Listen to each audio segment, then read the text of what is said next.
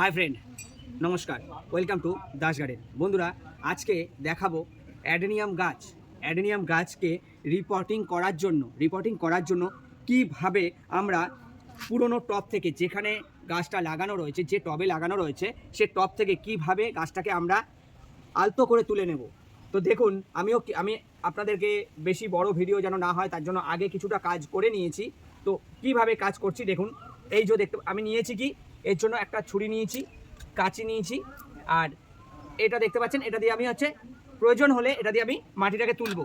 আর এইটা হচ্ছে একটা খুন্নি, এই খুন্নি নিয়েছি। কি দিয়ে করছি দেখুন, এইভাবে করে আলতো করে মাটিটা পুরো একদম আস্তে আস্তে করে প্রথমে এরকম পজিশন পর্যন্ত মাটিটা তুলে নেবেন। এই যে দেখুন, এরকম পজিশন, তো কোনো শিকড় যেন, সেই মোটা শিকড় যেন না কাটে, সরু শিকড় কেটে গেলে সমস্যা নেই।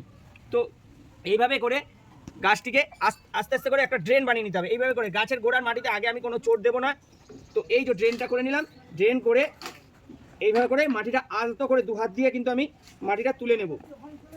এইভাবে করে তুলে নিলে গাছটা যখন পুরো আলগা হয়ে যাবে তখন আলতো করে খালি গাছটা তুলে নেব। ব্যাস, এইটাই বন্ধুরা বলার ছিল। যে দেখুন আমি কিভাবে করছি, একটু দেখে নিন।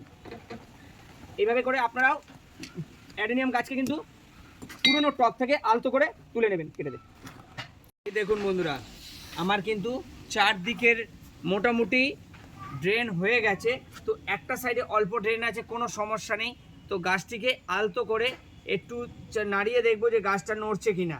তো গাছটা কিন্তু আমার এই যে তুলে নিচ্ছি, দেখুন কোনো জায়গায় গাছটা আর বেঁধে নেই, পুরো গাছটা ক্লিয়ারভাবে উঠে গেল। তো এরপরে করব কি, আলতো করে আঙুল দিয়ে আগে একটু মোটা মাটিগুলোকে, এই যে মোটা মাটি লেগে রয়েছে, এই মাটিগুলো কিন্তু আমি আলতো করে হাত দিয়ে আগে একটু ছাড়িয়ে নেব। তাহলে কি হবে, আমি একে যখন ড্রামে চুবাবো, জলের ড্রামে চুবাবো, তখন কিন্তু ড্রামের মধ্যে বেশি মাটিটা থাকবে না। তো এই যে এইভাবে করে দেখুন কত সুন্দর, কিন্তু এর কটেজটা কিন্তু খুব সুন্দর হবে। এবার বন্ধুরা, এই যে আমার অ্যাডেনিয়ামের মাদার প্ল্যান্ট, দেখুন খুব সুন্দর কটেজ হবে। তো এরপরে এর মিডিয়া তৈরিটা দেখাবো। এরপরে আমি কি করছি দেখুন, এক মিনিট কেটে দে।